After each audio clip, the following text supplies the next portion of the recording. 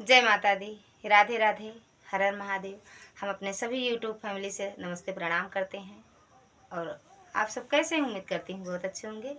आप सब पर माता रानी की कृपा बनी रहे। आप सबको एक बहुत ही प्यारा गीत सुनाऊंगी, तो आप लोग सुनिएगा और कमेंट बॉक्स में एक छोटा सा कमेंट ज़रूर कर दीजिएगा और अपना प्यार दुलार आशीर्वाद दीजिएगा। हर हर महादेव, राधे राधे। उठायले बेली बटोरा घरे अंगना, उठायले बेली बटोरा घरे अंगना, बटोरा घरे अंगना, बटोरा घरे अंगना, उठायले बेली बटोरा घरे अंगना, उठायले बेली बटोरा घरे अंगना।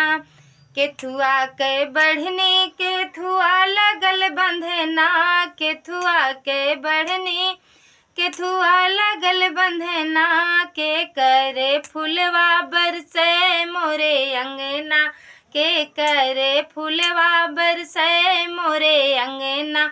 उठायल बेली बटोरा घरे अंगना, उठायल बेली बटोरा घरे अंगना।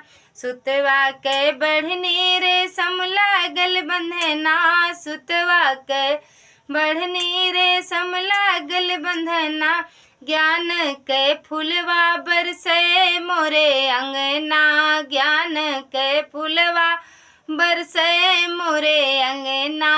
उठायल बेली बटोरा घरे अंगना, उठायल बेली बटोरा घरे अंगना।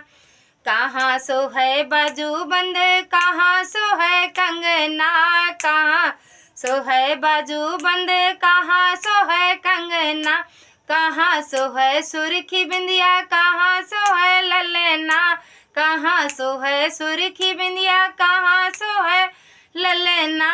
उठायल बेली बटोरा घरे अंगना, उठायल बेली बटोरा घरे अंगना। बाँह सो है बाजू बंद, कलाई सो है कंगना, बाँह सो है बाजू बंद, कलाई सो है कंगना। माथ सो है सुर्खी बिंदिया, गोदी सो है ललना, माथ सो है सुर्खी बिंदिया, गोदी सो है ललना।